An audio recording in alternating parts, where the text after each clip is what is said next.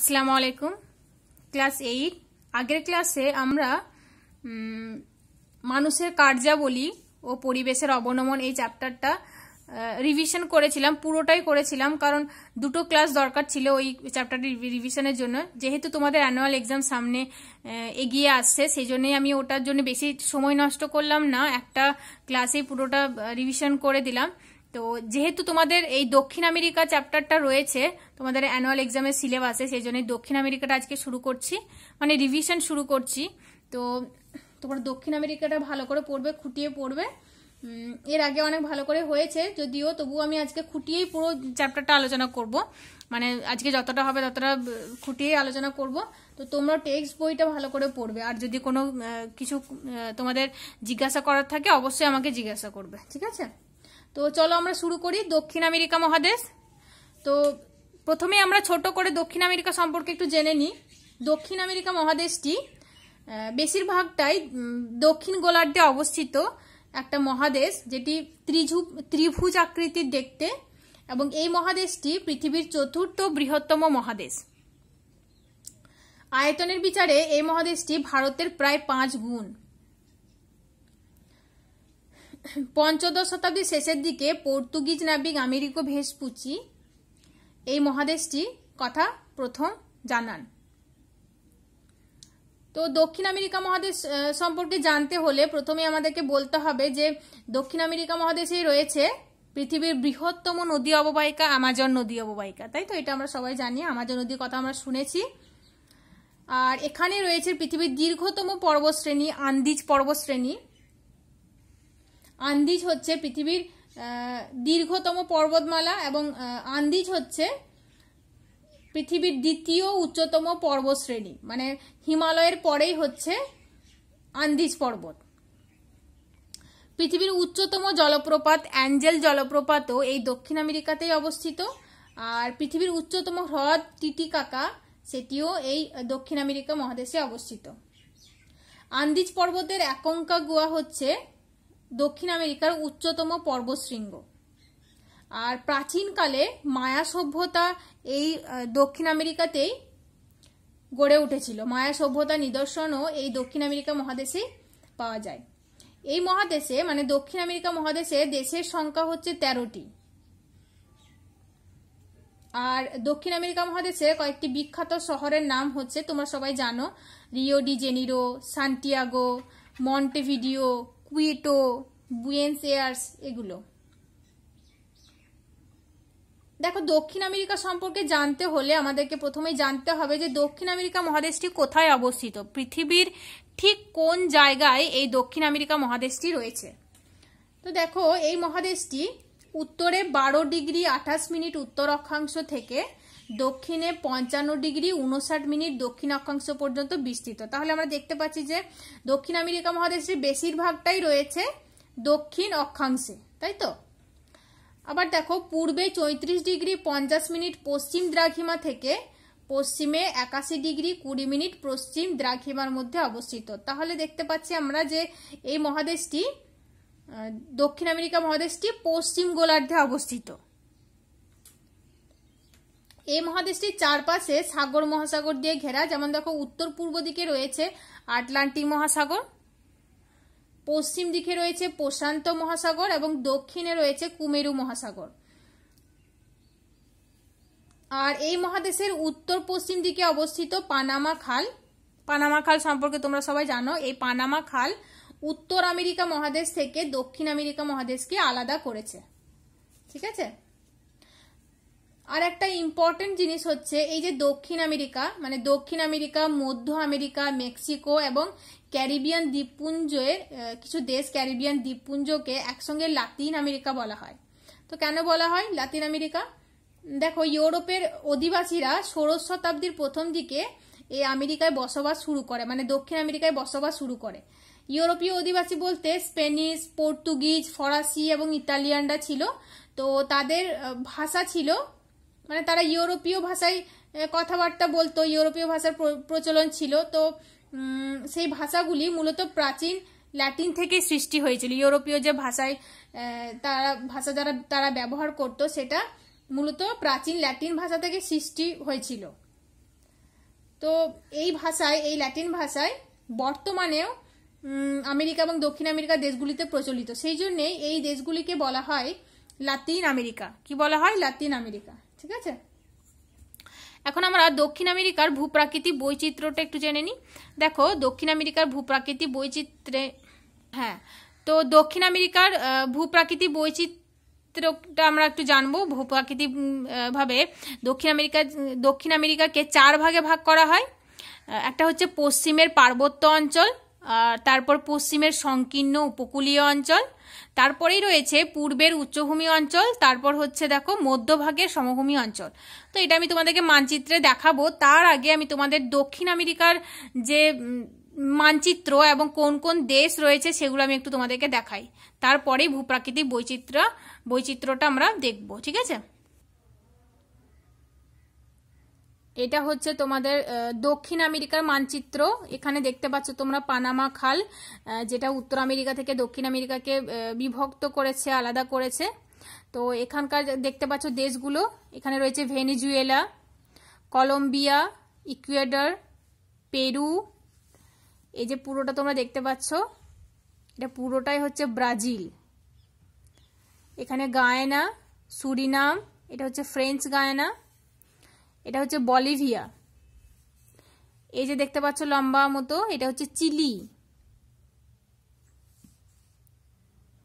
এটা হচ্ছে আর্জেন্টিনা, এটা হচ্ছে উরুগুয়ে, এটা হচ্ছে প্যারাগুয়ে। ঠিক আছে, তো এইগুলো হচ্ছে দেশের নাম। এখানে দেখতে পাচ্ছ তোমরা তাদের দেশ এবং ক্যাপিটালের নামগুলো দেওয়া আছে, যেমন ভেনেজুয়েলা কারাকাস, কলম্বিয়া বোগোটা, তারপর ইকুয়েডর কুইটোকে চিরবসন্তের শহর বলা হয় আমরা জানি। এখানে রয়েছে পেরু লিমা, বলিভিয়া লা পাজ, চিলি সান্টিয়াগো, আর্জেন্টিনা হচ্ছে বুয়েন্স এয়ার্স, উরুগুয়ে হচ্ছে মন্টেভিডিও, প্যারাগুয়ে হচ্ছে অসনেসিয়ান, এটা হচ্ছে ব্রাজিলের ক্যাপিটাল ব্রাজিলিয়া, আর এটা হচ্ছে গায়ানার ক্যাপিটাল পারামারিবো, জর্জ টাউন। আর সুরিনাম হচ্ছে পারামারিবো, আর ফ্রেঞ্চ গায়ানা হচ্ছে সায়ান্নে। ঠিক আছে, তো এটাই হচ্ছে দক্ষিণ আমেরিকার দেশগুলো। এখন আমরা দক্ষিণ আমেরিকাকে যে প্রাকৃতিকভাবে 4টি ভাগে ভাগ করা হচ্ছে, তো সেই ভাগগুলো সম্পর্কে জানবো। প্রথমেই দেখো পশ্চিমের পার্বত্য অঞ্চল। তো দক্ষিণ আমেরিকার পশ্চিম দিক কোনটা? এই যে তোমরা দেখতে পাচ্ছ, এই অঞ্চলটা হচ্ছে পশ্চিমের পার্বত্য অঞ্চল। মানে পুরো যে ব্রাউন কালার দেওয়া রয়েছে, ব্রাউন কালারের যেটা, সেটা হচ্ছে পশ্চিমের পার্বত্য অঞ্চল। এই পশ্চিমের পার্বত্য অঞ্চলটি একদম উত্তরে ক্যারিবিয়ান সাগর থেকে তোমরা দক্ষিণে দেখতে পাচ্ছ একদম প্রায় ম্যাগেলান প্রণালীর কাছাকাছি। এই যে পুরো অঞ্চলটা, এই অঞ্চলটাই হচ্ছে পশ্চিমের পার্বত্য অঞ্চল, যেটি আন্দিজ পর্বতমালা নিয়ে গঠিত। এখানে দেখো লেখা আছে আন্দিজ পর্বতমালা। তো এই পশ্চিমের পার্বত্য অঞ্চলটি আন্দিজ পর্বতমালা নিয়ে গঠিত। আর আমি বললাম আন্দিজ পর্বতমালা হচ্ছে পৃথিবীর দ্বিতীয় উচ্চতম পর্বতশৃঙ্গ, তাই তো? মাউন্ট এভারেস্টের পরে দ্বিতীয় উচ্চতম পর্বত হচ্ছে আন্দিজ পর্বতমালা। এই আন্দিজ পর্বতমালায় হচ্ছে পৃথিবীর দীর্ঘতম পর্বতমালা। আর এই আন্দিজ পর্বতমালার অ্যাকঙ্কাগুয়া হচ্ছে আন্দিজ পর্বতমালার সর্বোচ্চ শৃঙ্গ। এখানে দেখতে পাচ্ছ অ্যাকঙ্কাগুয়া, এটি হচ্ছে আন্দিজ পর্বতমালার সর্বোচ্চ শৃঙ্গ।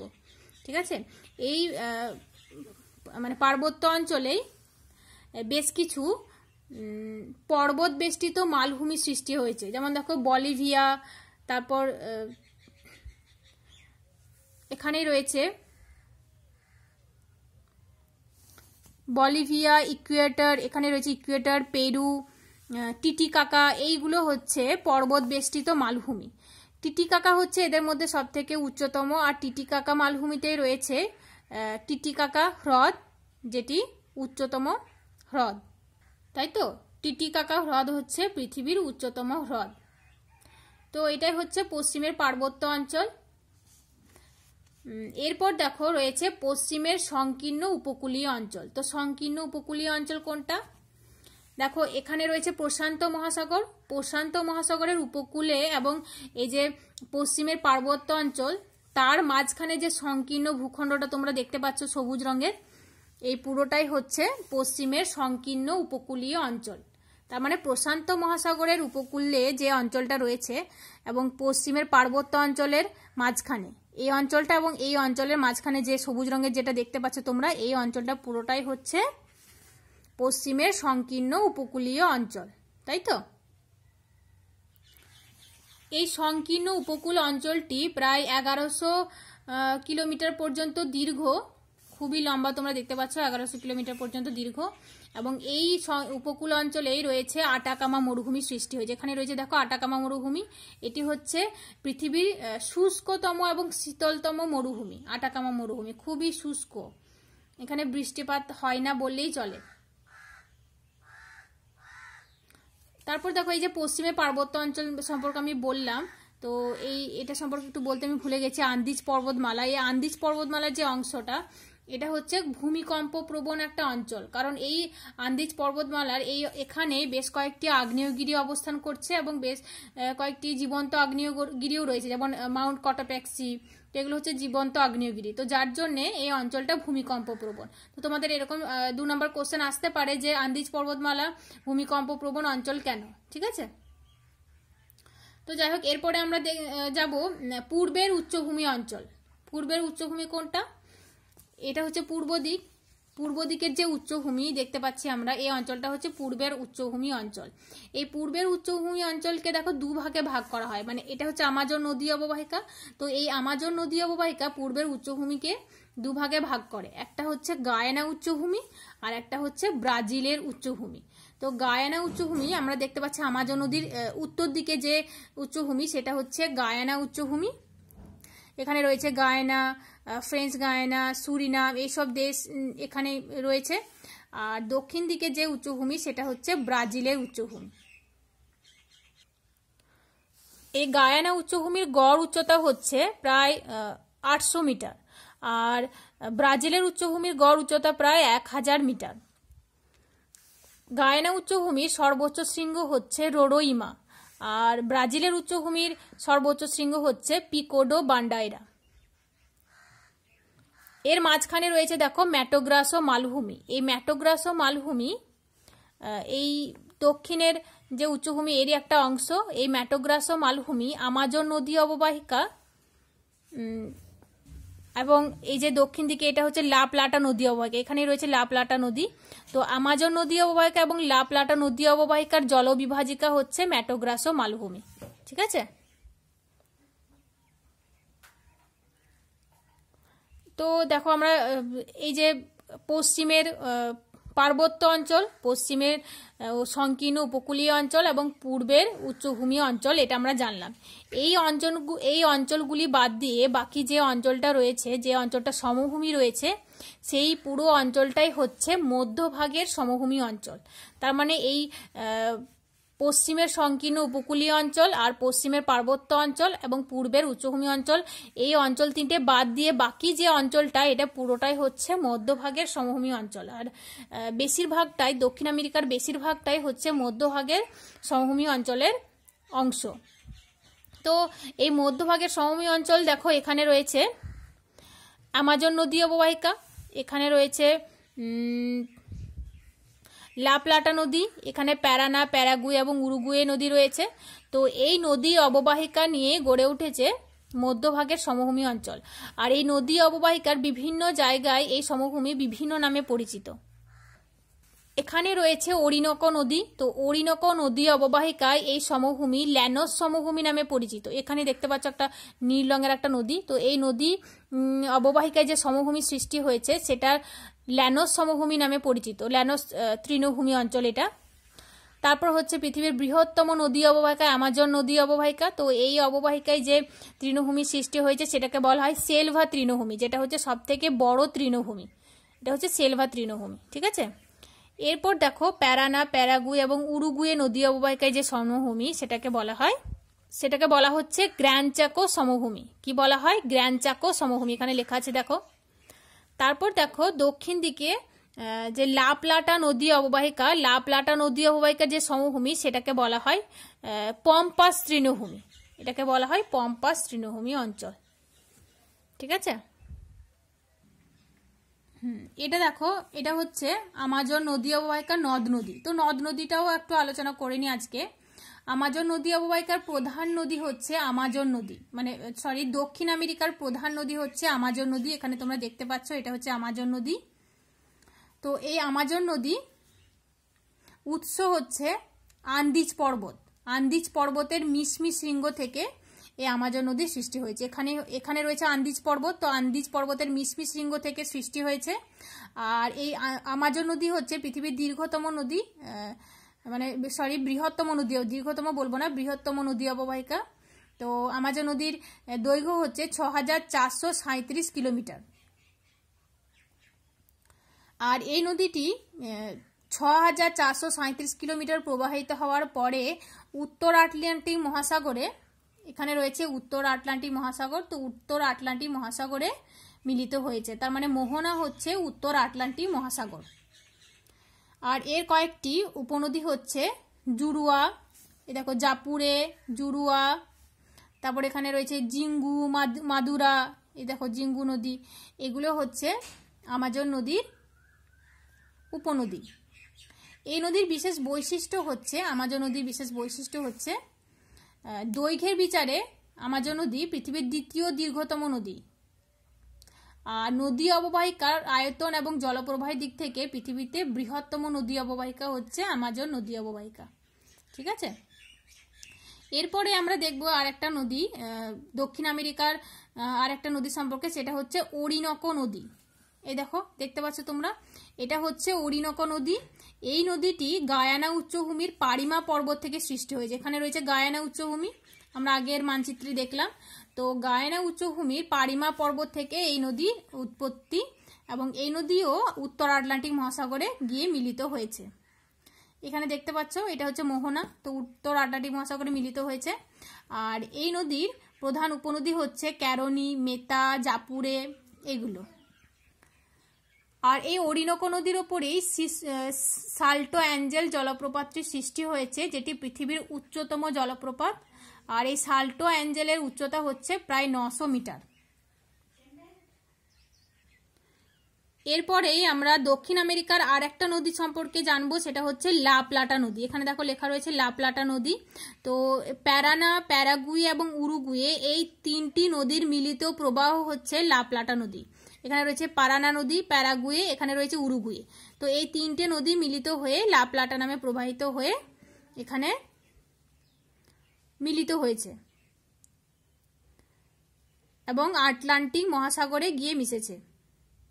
আর যখন এই লা প্লাটা নদী মোহনা অঞ্চলে, মানে আটলান্টিক মহাসাগরে মিলিত হয়েছে, তখন এর নাম হয়েছে রিও ডি লা প্লাটা।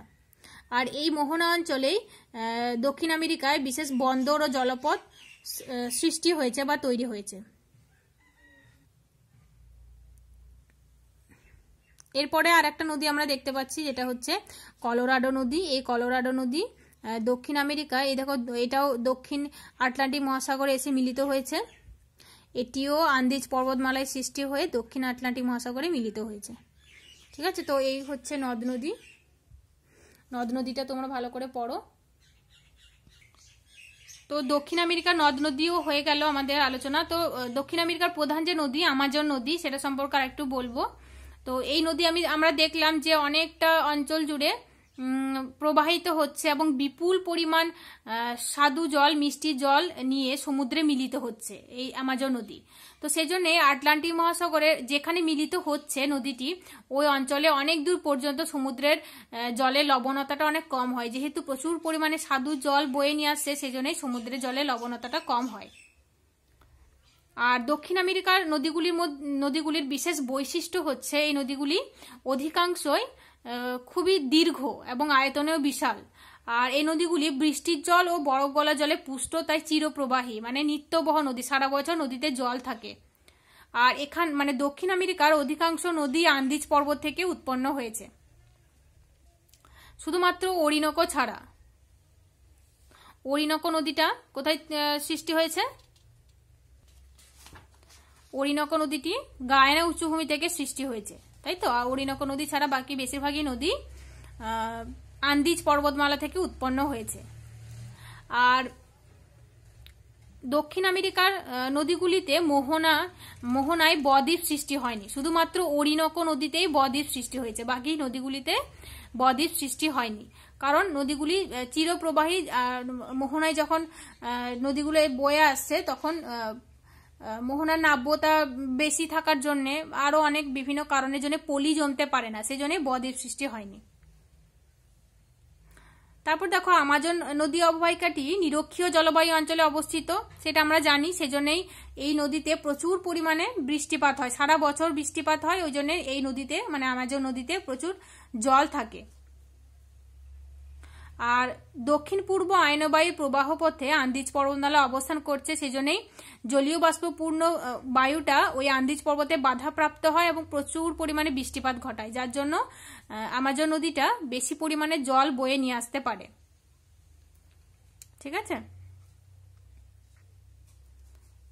তো আর একটা কারণ হচ্ছে যে আমাজন নদী অববাহিকায় বদ্বীপ সৃষ্টি হয়নি কেন। তো দেখো বিস্তীর্ণ অঞ্চল জুড়ে আমাজন নদী অববাহিকা প্রচুর পরিমাণে জল, বৃষ্টির জল এবং বরফ গলা জল বয়ে নিয়ে আসছে এবং নদীতে পড়ছে। তো নদী অববাহিকা সমুদ্রের দিকে বেশ ঢালু, সেজন্য সমগ্র অববাহিকার জল মূল নদী দিয়ে প্রবল বেগে আটলান্টিক মহাসাগরে মেশে, অনেক বেগে প্রচুর জল মিশে যায়।